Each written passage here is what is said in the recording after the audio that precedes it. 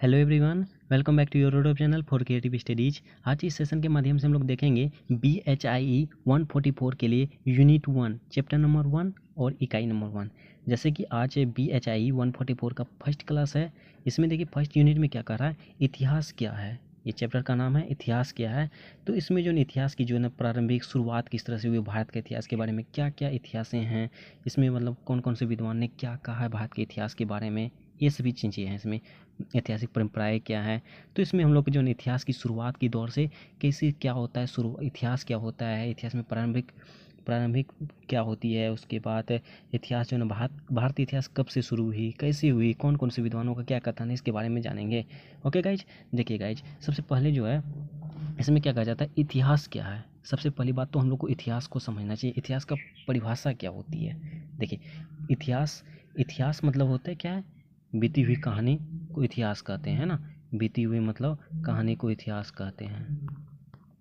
देखिए गाइज, ये तो हम लोग सब दिन से पढ़ते ही आ रहे हैं कि बीती हुई कहानी को इतिहास कहते हैं। इति मतलब बीती, हास मतलब कहानी, बीती हुई कहानी को इतिहास कहते हैं। हाँ सही है कि बीती हुई जो भी घटनाएं हैं, जो भी कार्य हैं, जो भी चीज़ वर्ष हैं, जो भी दिन हैं, जो भी समय है, वो इतिहास के अंतर्गत आती है। ओके, हाँ देखिए, ये तो घिसा कपिटा हो गया, सारे के सारे यही जानते हैं कि इति मतलब बीती, हास मतलब कहानी, बीती हुई कहानी को इतिहास कहते हैं। हम लोग कुछ यूनिक जानेंगे। देखिए इतिहास का एक परिभाषा और हम लोग समझ सकते हैं, हम लोग आसानी तरीके से इसको बोल सकते हैं, इतिहास एक अदालत है। इतिहास एक अदालत है। देखिए अदालत कैसे कह सकते हैं, अदालत हम लोग इस तरह से कह सकते हैं। देखिए अदालत में क्या होती है, फैसला होती है, न्याय होती है। वो न्याय किस तरह से होता है, कैसे होती है न्याय। आपके बोलने से कि मैं बेगुनाह नहीं हूँ, मैं बेगुनाह हूँ, ऐसा नहीं होता ना। उसमें जो आपके जो सबूत मांगा जाता है, प्रूव्ड मांगा जाता है कि आपने ये घटना की है या नहीं की है। ओके, तो उसके अनुसार आपको जो ना न्याय मिलती है, उसके बारे में आपको जो भी सजाएं होगी, जो भी चीज़ें होगी, आपके प्रूव्ड यानी सबूत के तौर पर मिला जाएगा। ठीक उसी प्रकार जो है ना इतिहास भी सबूत मांगती है। जिस तरह आप सभी समझ सकते हैं, जब भी पढ़ते हैं तो उसके बारे में आप अभिलेख, पुरातत्व, ये सभी चीज़ें हैं जिससे कि हम लोग इतिहास के बारे में जानते हैं, समझते हैं। वही है इतिहास। इतिहास की परिभाषा हम लोग ऐसे भी बोल सकते हैं, इतिहास एक अदालत है। ओके, समझ गए अदालत के बारे में। अदालत सबूत मांगती है, तो इतिहास भी हम लोग इतिहास को किस तरह से जानते हैं। आप अतीत जाते हैं नहीं ना, तो उसके बारे में कुछ सबूत जानते हैं, सबूत ढूंढते हैं। जैसे पुरातत्व हो गया, अभिलेख हो गया, ये सभी जो स्रोत है उसके बारे में हम लोग पढ़ते हैं, उसके बारे से हम लोग जानते हैं। जैसे पत्थर हैं, बहुत सारे पत्थर हैं, उसको जो है ना साइंटिस्ट के तौर पर उसको जांचा जाता है, कब का पत्थर है, क्या है, नहीं है। तो इसके बारे में मतलब अभिलेख, वो सबूत मांगा जाता है। इतिहास भी एक सबूत मांगती है, वो एक अदालत है। ओके, चलिए इसमें देखेंगे हम लोग इतिहास की परिभाषाएं तो समझ गए।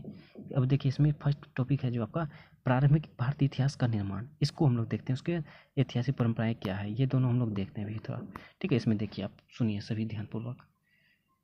प्रारंभिक भारतीय इतिहास का निर्माण, देखिए इसमें जो है ना आपका कुछ 18वीं शताब्दी में जो है, मैं ऐसे सिंपल वे से बताते जा रहा हूँ। ओके, 18वीं शताब्दी तक जो है ना भारतीय इतिहास के बारे में अनेक विद्वान यानी कि विदेशी विद्वान, यूरोपियनों ने जो है ना भारत के इतिहास के बारे में कुछ नहीं कहा। यानी कि कहा है कि भारत में कोई इतिहास ही नहीं, इसकी जो है ना साहित्य ही नहीं है, ऐतिहासिक कोई कुछ श्रेणी नहीं है।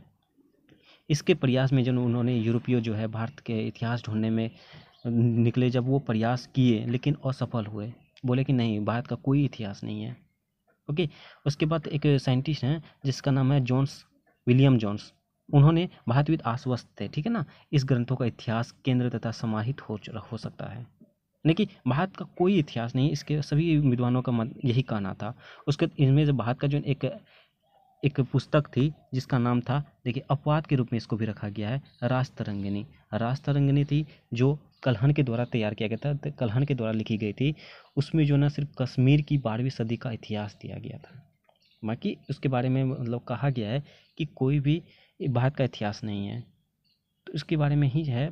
चलिए इस आगे देखिए, प्राच्यविदों का यह मानना था, मत था कि प्राचीन भारत में कोई इतिहास नहीं था, क्योंकि प्राथमिक रूप से उनके अनुसार भारत में किसी भी तरह के ऐतिहासिक संरचनाओं का नितांत अभाव था। यानी प्राच्यविदों जो है मतलब ये प्रायविदों क्या होता है, जो साहित्य हो गया, धर्म हो गया, ये सभी जो है ना इसका विवेचना करता है, कौन कैसे है, क्या करता है, तो वही है, भारत का भी उन्होंने इतिहास जानने की कोशिश किया। उनका उसके बाद कहा, उन्होंने कहा भारत के बारे में कि प्राथमिक रूप से जो ना ये फर्स्ट टॉक, तो ये भारत का कोई ऐतिहासिक रचना नहीं है, इसका कोई इतिहास नितांत नहीं हुआ है।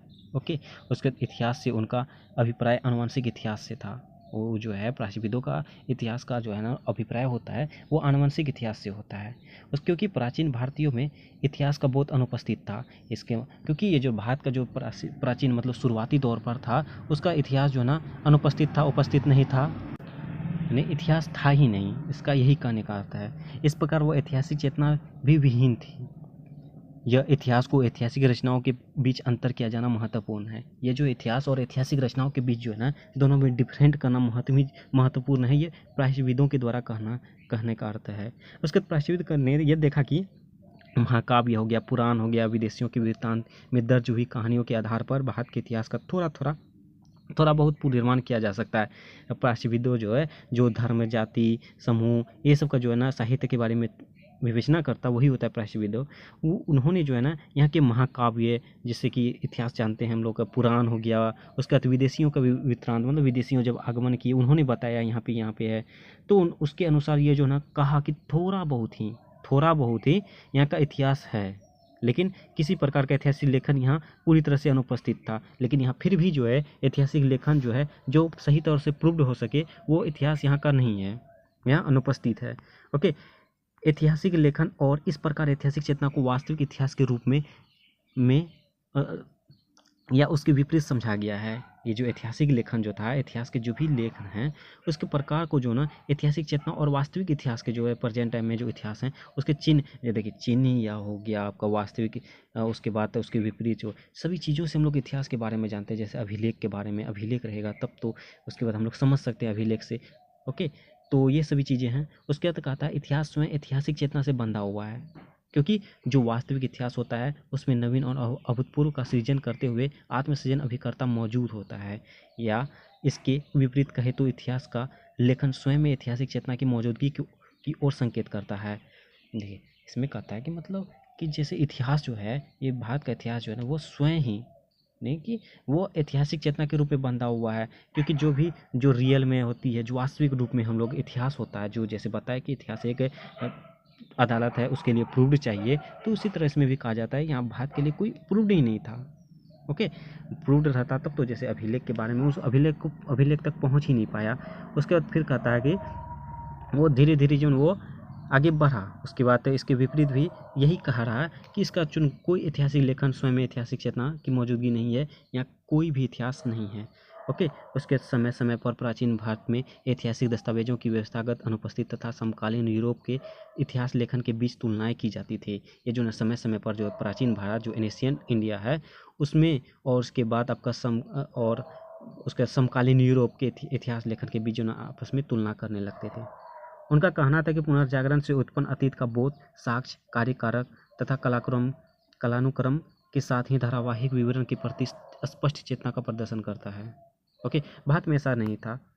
जिस तरह से वो जो ना तुलना किया, वो जैसे आपका इतिहास यूरोप के इतिहास के बारे में और भारत के इतिहास के बारे में ये सभी तुलना किया, लेकिन भारत के पास तभी जो ना बहुत ही कम उसके ऐतिहासिक था, वो सब समझ ही नहीं पाए। उसके बाद रहा कुछ प्राविदों ने प्रबोधन के दर्शन के मानववादी संस्करण को प्रभावित होकर भारत में इतिहास की खोज की शुरुआत की। उसके बाद फिर से जो ना कुछ अलग जो प्रायविद थे वो उन्होंने भारत के इतिहास को ढूंढने का फिर से प्रयास किया, शुरुआत की। उनके द्वारा किए गए शुरुआती पाठ हिंदू विधि तथा धर्म के ग्रंथों से संबंधित था। वो जो यहाँ पे हिंदू धर्म और धर्म यानी कि हिंदू से और धर्म से रिलेटेड उन्होंने ढूंढने का प्रयास किया, उससे संबंधित किया, उसे उन्होंने शुरू किया। दूसरी ओर 19वीं सदी में उपयोगितावादी विचार भारतीय इतिहास के नए विवेचनों की ओर उन्मुख हो रहे थे। दूसरी ओर जो है 19वीं शताब्दी, ये तो 18वीं शताब्दी में उन्होंने बताया कि भारत का कोई इतिहास नहीं है। 19वीं शताब्दी में जो ना इन्होंने भारतीय इतिहास के नए विचार निर्वचनों के लिए ये उन्मुख हो रहे थे, यानी कि उद्घार कर रहे थे। और उनका मानना था कि यह तथ्य जो है कि भारत का कोई इतिहास नहीं रहा है, यानी सभी का यही मानना था कि भारत का कोई भी इतिहास नहीं रहा है। कारण भारत समाज की प्रकृति है, भारत जो है समाज की प्रकृति है, समाज की कल्चर है, समाज की नेचर है। भारत के अतीत की प्रायविद निरंकुशता के सिद्धांत की पुष्टि के रूप में देखा है। भारत को ये जो अतीत जो है प्राचीन जो है वो निरंकुशता के रूप के सिद्धांत के रूप में हम लोग उसको देखा गया है उस सबको। उसकी नज़र से। उसका जेम्स मिल की the history of British in India Bharat के अतीत संबंध में विचार करने का पहला प्रयास था। इन्होंने जेम्स मिल की जो है जेम्स मिल की the history of British India Bharat के लिए अतीत के रूप में यह पहला प्रयास था। इन्होंने इस पुस्तक के बारे में बताया रहा था, ठीक है। उसने भारत के इतिहास को 3 कालों में बांटा है, हिंदू मुस्लिम सभ्यताओं तथा ब्रिटिश शासन के रूप में विभाजित। ये हिंदू मुस्लिम सभ्यता और उसके बाद ब्रिटिश शासन के रूप में उन्होंने विभाजित किया। भारतीय हिंदू सभ्यता को पिछड़ी अतार्किक और गतिहीन रूप में देखा गया है, यानी कि वो हिंदू जो है भारतीय हिंदू सभ्यता को पिछड़ी हुई तर्कहीन, देखिए, और तर्की मतलब तर्कहीन होता है, उसके गतिहीन के रूप में देखा गया है। ये मत हेगल और हेगल के अधिक अमूर्त ऐतिहासिक सामान्यीकरण का हिस्सा बन गया। ये जो है ये मत जो है जो दिया गया था भारतीय हिंदू धर्म का हिंदू सभ्यता को पिछड़ी और तार्किक और गतिहीन के रूप में देखा। ये जो है हेगल और हेगल ने दिया था, हेगल या हेगल यही नाम था उसका। तो ये जो है ऐतिहासिक सामान्यीकरण का हिस्सा बन गया था। उनके अनुसार भारत में जो नज़र आता है वो इतिहास नहीं बल्कि पूर्व इतिहास है। यह अन्य उदाहरण में हेगल स्पष्ट तौर पर प्राचीन भारत के विषय में संकेत करता है। किसी राष्ट्र का वास्तविक वस्तुनिष्ठ इतिहास तब शुरू हुआ नहीं माना जा सकता है तब तक लिखित ऐतिहासिक दस्तावेजों का धारण करता है जो वहाँ लिखित ऐतिहासिक दस्तावेज ना हो पाए। यानी आपका जो ये हेगल और हेगल ने भी काफ़ी प्रयास किया। इन्होंने जो है हिंदू सभ्यताओं के बारे में एक अलग से मत दिया कि वो तर्कहीन है और गतिहीन है, वो प्रोग्रेस नहीं कर रहा है और तर्कहीन ही है, ठीक है। उसके बाद कहा जाए ऐसी संस्कृति जिसके पास अब तक इतिहास नहीं है उनसे कोई वास्तविक संस्कृति प्रगति नहीं की है, और यह 3500 के तथाकथित भारतीय इतिहास पर लागू होता है। यानी कि हेगल और हेगल के अनुसार कहता था कि वो 3500 से जो है ना जो भी ईयर हैं उसमें जो ना किसी का वास्तविक संस्कृति प्रगति नहीं है तो उसका कोई भी वास्तविक जो है इतिहास नहीं है। उनमें से एक भारत भी है, ओके। उसका जेम्स मिल प्राचीनविदों के इस विचार का खंडन किया। महाकाव्यों तथा अन्य स्रोतों के भारतीय इतिहास का बोध किया जा सकता है। और उसका जेम्स मिल जो है ये प्राचीनविद जो थे जिन्होंने कथन दिया था, उसके बाद उन्होंने उसका बातों पर खंडन किया, बात पर छेड़ा कि महाकाव्य हो गया और अन्य स्रोत जो हो गए वो भारतीय इतिहास का बोध किया जा सकता है, ठीक है। इसी तरह से इसमें कहा जा रहा है और अन्य विद्वानों का कथन यही है किस तरह से भारत के बारे में इतिहास कहाँ से आया, ओके। तो इसको आप इस पर क्या कहा जाता है जिसमें अभिलेख शास्त्र होना चाहिए, किसी भी इतिहास के बारे में अभिलेख होना चाहिए, उसके बाद मुद्रा शास्त्र होना चाहिए, पुरातत्व होनी चाहिए। इसके बारे में हम लोग जो आसानी तरीके से किसी भी चीज़ों का इतिहास हम समझ सकते हैं। जैसे भारत में भी अभिलेख हैं, पुरातत्व में है, इसके बारे में जो है काफ़ी इतिहास जाना गया है। सभी देशों में ये सब होती है तो इसका जो है इतिहास समझ सकते हैं। इसका परिणाम यही होता है, अगर अभिलेख हो गया, मुद्रा शास्त्र हो गया, पुरातत्व हो गया, ये इसका यही परिणाम निकलता है कि भारतीय इतिहास के पुनर्निर्माण में निकला है, ओके। उसके बाद कहा जाता है 1960 के दशक तक में जो है ये पूरा मोड़ आ गई, इसके इतिहास में जो है बहुत सारी परिवर्तन आने लगी। इसकी जो है प्राचीन काल में एशियन हिस्ट्री के बारे में खोज होना शुरू हो गया। उसके बाद तो जो है ना इसके ये भी इसके बाद मानना पड़ा, जो भी प्राचीनविद था, विद्वान थे, ये सबको मानना था कि नहीं, इसका पहले मानना था 18वीं शताब्दी तक कि भारत में कोई इतिहास नहीं है। उसको धीरे धीरे जो है ना ये स्वीकार करना पड़ा कि नहीं, भारत में भी कुछ इतिहास हैं। उसका इतिहासकारों का जो है ना सहमत ये हो गया कि जिस तरह से प्राचीन भारत का जो है ना परंपरा अस्तित्व में नहीं थी, वो एक कमज़ोर परंपरा थी, ठीक है। उसके बाद एक है विद्वान जिसका नाम जो है डी कोसाम्बी, ठीक है, डी कोसाम्बी जो थे, और उसके बाद मार्क्सवादी, ओके। इतिहासकार जो है ना इसका शोधकारों का ऐतिहासिक परिवर्तन का अनुसंधान भी की शुरुआत की। ये दोनों जो है ना मार्क्सवादी हो गया, डी कोबांसी हो गया, कोसाम्बी, ये सभी जो है ना ऐतिहासिक परिवर्तन के अनुसंधान के रूप में इन्होंने शुरुआत की। इन्होंने दावा किया कि एक संस्कृति से दूसरी संस्कृति में अतीत को व्यवस्थित करने का तरीका भिन्न भिन्न होता है। इन्होंने ये दावा किया, ये बताया कि संस्कृति कल्चर से जो है ना दूसरी कल्चर के बारे में उसके अतीत के बारे में हम लोग जानने के लिए अलग अलग तरीका, अलग अलग भिन्न हैं उसके जानने के तरीकाएँ, ठीक है। और उसके बाद इतिहास लेखन की भारतीय रीति उन लोगों को प्रकट नहीं हो सकी जो यूरोपीय परंपराओं से भी परिचित थे, और भारतीय इतिहास के बारे में वो ऐसे लोग उसकी भारतीय रीति के रिवाजों के बारे में ये वैसे लोग नहीं समझ पाए, वैसे लोग को प्रकट नहीं हो पाया जो यूरोपीय थे, यूरोपीय कल्चर से परिचित थे, वो यूरोपीय कल्चर को जानते थे। ओके, उसके बाद कहता है मोटे तौर पर कहे तो भारतीय इतिहास लेखन की समस्याएं पूर्ण प्रकृति और समय तक बनी रही।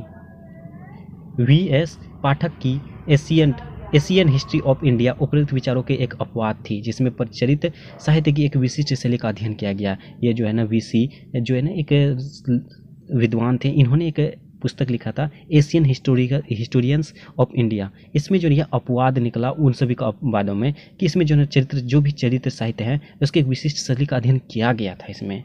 ओके, इसमें जो बताया गया था भारत के बारे में। उसके बाद उनका तर्क था कि उस प्रकार की ग्रंथों पर अधिक ध्यान दिया गया जो वंशावली इत्यादि ऐतिहासिक परंपराओं को अस्तित्व का समर्थन करते थे। इसका तर्क यही था कि वीसी पाठक जो थे उसका यही तर्क था कि उस प्रकार के ग्रंथ जैसे होंगे उसमें अधिक ध्यान नहीं गया था, वो सब जो है उन्होंने अधिक ध्यान नहीं दे पाया था। उसके तो वंशावली इत्यादि ऐतिहासिक परंपराओं के अस्तित्व का समर्थन करते थे। ये सभी जो है ना वंशावली तरीके से ऐतिहासिक परंपरा, ऐतिहासिक जो है ना हिस्टोरियन कल्चर के बारे में उसके अस्तित्व का समर्थन करते हैं। इसके बाद होने वाली चर्चाओं ने इस विश्लेषण को समृद्ध बनाया। यह अनुभव किया गया कि इतिहास का निर्माण किससे होता है। इसका निर्धारण तो दो तरह के ग्रंथों के बीच अंतर करके किया जा सकता है। इसके बाद यह अनुभव किया कि इतिहास किस तरह से निर्माण किया जा सकता है। एक तो आपके दो तरीके से उसका जो ना कर सकते हैं। एक तो ग्रंथ के बीच अंतर करके कि ग्रंथ में दोनों ग्रंथों में क्या अंतर है इसके बारे में जान सकते हैं, और एक तो इतिहास के रूप में अभिप्रेरित थे, और दूसरे वे जिनका व्यापक साहित्यिक रुचि का दायरा था, वो जो है ना जिसका व्यापक साहित्यिक था उसमें जो रुचि रखता था, साहित्य जिसको मिल गया था उसके बारे में हम लोग किसी के बारे में भी जान सकते हैं, किसी का इतिहास के बारे में। ठीक है, उसके बाद अतीत से संबंध रखने वाले सभी ग्रंथों का इतिहास के रूप में चिन्हित नहीं किया गया। ओके, इतिहास को दर्ज करने वाली भारतीय शैलियाँ पश्चिमी परंपरा की शैलियाँ से बिल्कुल भिन्न थी। ये भारतीय इतिहास जो है, इतिहास का जो है भारत का इतिहास जो है ये दर्ज करने वाली जो है ना कि जैसे भारतीय शैली हो गया और उसकी पश्चिमी शैली, उसके बाद जो है ना शैलियों से बिल्कुल भी भिन्न था, बिल्कुल अलग था। इतिहास संस्कृति के रूप में रचा जाता है। इतिहास जो है संस्कृति के रूप में, वो कल्चर के रूप में रचा जाता है कि आपको भारतीय इतिहास का सांस्कृतिक कल्चर कैसी है, नेपाल की कैसी है, भूटान की कैसी, यूरोप की कैसी, इसके बारे में ऐतिहासिक रचा जा सकता है। ओके, उसके बाद कहा जाता है और उसके लेखक का अपने पाठकों और श्रोताओं के अंतर संवाद निर्वहन के रूप में प्रासंगिक होता है। इस संदर्भ में रोमेला थापर का शोध कार्य महत्वपूर्ण प्रतीत होता है। उन्होंने रोमेला थापर जो है इसमें जो न जो भी कार्य हैं जो अंतर संवाद हैं उसमें जो महत्वपूर्ण प्रतीत होता है। इसमें ये कहता है उन्होंने प्राचीन भारत की ऐतिहासिक परंपरा का सर्वाधिक बौद्ध धर्म अध्ययन किया है। ये जो है थापर जो थे, रोमेला थापर, यानी भारत के जितने भी ऐतिहासिक परंपरा हैं, एशियन हिस्ट्री थे, उसके बारे में अध्ययन किया था। और यहाँ हम उनके कुछ तर्कों और पर्यवेक्षणों को प्रस्तुत करेंगे जो इस तथ्य के संकेत करते हैं कि प्राचीन भारतीय समाज में इतिहास की परिकल्पना के विभिन्न स्वरूप में थी, कम से कम समय में इतिहास के संबंध में पश्चिमी विचार से भिन्न रूप में। देखिए, ये जो है रोमेला थापर इसके बारे में ये बताने की कोशिश करते हैं। देखिए, इसमें दोनों प्रकार के ग्रंथ वे जो इतिहास की चेतना पर प्रकाश डालते हैं और वे ऐतिहासिक लेखन के स्वरूपों को सामने लाते हैं। ओके, इतिहास की चेतना जो है ना पर प्रकाश डालते हैं और इतिहास के लेखन के जो स्वरूप होते हैं उसके बारे में, इतिहास के बारे में जानते हैं, उसके बारे में ऐतिहासिक घटना के बारे में क्या क्या इतिहास हैं उसके बारे में जानने का प्रयास करते हैं। उसके बाद कहता है आरंभिक समय में अतीत के पुनर्निर्माण हेतु प्रयुक्त हुए थे। ओके, उनके अनुसार कोई भी समाज इतिहास विहीन नहीं होता। प्रत्येक समाज की अतीत के संबंध में अपनी एक परिकल्पना होती है और भारत की कोई अपवाद नहीं है। भारत उसका कोई अपवाद नहीं है। यानी कि थापर का ये मानना था कि भारत का इतिहास है, ये कोई अपवाद नहीं है कि भारत का कोई इतिहास नहीं है। ओके, यह महत्वपूर्ण एहसास करना है कि समाज कुछ निश्चित घटनाओं की अन्य घटनाओं की अपेक्षा अधिक महत्व देते हैं और किस प्रकार समाज दस्तावेजों का व्यवस्थित करते हैं। ओके, तो ये सभी चीज़ें हैं। तो इतिहास के बारे में क्या था, कौन कौन से शासकों ने, कौन कौन से विद्वानों ने किस तरह से कहा है, इतिहास का निर्माण कैसे होता है, उसके कौन कहा कि भारत का इतिहास है। पी.के. थापर जी ने, रोमेला थापर ने बताया कि भारत में इतिहास है। ओके, तो ये सभी चीज़ें हैं, उसको आप रिविजन कर लीजिएगा। और नेक्स्ट टॉपिक आपका जगह ऐतिहासिक परंपराएं क्या हैं। ये इंपॉर्टेंट रहेगा कि सभी ऐतिहासिक परंपराएं क्या है, कहाँ की ऐतिहासिक परंपराएं कैसी होनी चाहिए, ये सभी चीज़ें इसको देखिए। ये जो है ऐतिहासिक परंपराओं को 3 भागों में शामिल किया गया है। आपको ये बोध मतलब ये अतीत के संबंध में किसी भी प्रकार का बोध धारण करते हैं। ऐतिहासिक परंपरा जो है वो बीती हुई जो चीज़ें होती है आपका अतीत के बारे में, पास्ट के बारे में, वो बोध धारण करने की ऐतिहासिक है। ऐतिहासिक परंपरा का सीजन होता है इसमें। ओके, उसके बाद इसमें देखिए तीन तत्व शामिल किया है। एक है अतीत की घटनाओं की ऐतिहासिक चेतना, विशेषकर उन घटनाओं को जिन्हें समाज द्वारा प्रासंगिक या महत्वपूर्ण समझा जाता है। ये देखिए अतीत की वैसी घटनाएं ऐतिहासिक चेतना के अंतर्गत आती है। आपके जैसे इतिहास तो आपका बीती हुई कहानी इतिहास हो जाता है, आपके जीवन में जो भी घटना हो जाती है एक प्रकार का इतिहास हो जाती है। उसके बाद विशेषकर उन घटनाओं को जिसमें समाज के द्वारा किया जाता है, समाज से संबंधित होती है या समाज के द्वारा जो है समाज में जो संबंधित महत्वपूर्ण होती है वे घटनाएँ सबसे ज़्यादा आपका इतिहास के रूप में ऐतिहासिक चेतना बन जाती है। आप मान के चलिए कल के डेट में 24 के 24 घंटा को आप याद नहीं रखेंगे, ज़्यादा से ज़्यादा 5 दिन के बाद कल के बारे में भूल जाएंगे। वैसी अगर कल के दिन में आपके समाज में समाज से रिलेटेड कोई घटना हो जाती है तो वो बहुत दिन तक याद रहेगा, अब मतलब वो इतिहास के रूप में याद रहेगा। ओके, तो यही सभी चीज़ें हैं। उसके बाद नेक्स्ट पर आपका तत्व है इन घटनाओं को एक कालानुक्रमिक रूप में व्यवस्थित किया जाता है और ये कारण के तत्वों को प्रदर्शित करता है। ओके, इन घटनाओं को उस समाज की आवश्यकता के अनुसार दर्ज किया जाता है। ऐतिहासिक परंपरा उन प्रामाणिक घटनाओं को दर्ज करने वाली हो सकती है जो यथार्थ घटनाएं भी हो सकती है और नहीं भी, किंतु अनिवार्य रूप से अतीत के संबंध में मानवीय विश्वास को प्रदर्शित करती है। ऐतिहासिक परंपरा के एक सामाजिक, तो ये सभी चीज़ें ठीक है ना। ऐतिहासिक परंपरा के बारे में बताया रहा कि इसके लिए अनिवार्य हो सकती है। इसके बाद इसको प्रामाणिक घटना को दर्ज किया जाता है कि आपका जो भी घटना हुई इसको प्राथमिक रूप से दिया जाता है, उसको दर्ज किया जाता है। उसके बाद किंतु जो ये अतीत के रूप में एक मानवीय विश्वास को प्रदर्शित करती है। उसके बाद ऐतिहासिक परंपरा को एक सामाजिक प्रकार ये साध्य होता है। ये जो ऐतिहासिक परंपरा जो होती है वो सामाजिक रूप से बहुत ही अच्छी समाज के रूप में प्रकार्य होती है या साधन होती है जब ऐतिहासिक परंपरा का विकास होता है। ठीक है, उसके बाद देखिए कुछ संकेत हैं जैसे कि ऐतिहासिक परंपराएं हो सकती है, जैसे कि कोई समाज समय के किस बिंदु पर ऐतिहासिक परंपरा के सृजन की आवश्यकता का अनुभव करता है। इस परंपरा के रखवाले या रक्षक कौन होते हैं, किस प्रकार के साहित्य में यह परंपराएं अंतर्निहित होती है, धर्मनिरपेक्ष या धार्मिक। इस प्रकार को दर्ज करने के लिए कौन सी शैलियाँ अस्तित्व में आती है। एक विशेष सामाजिक संदर्भ में ऐतिहासिक परंपरा की संरचना, यह परंपरा किस प्रकार के श्रोताओं दर्शकन को संबंधित करती है। सामाजिक समूहों द्वारा इस परंपरा का स्वहित में उपयोग।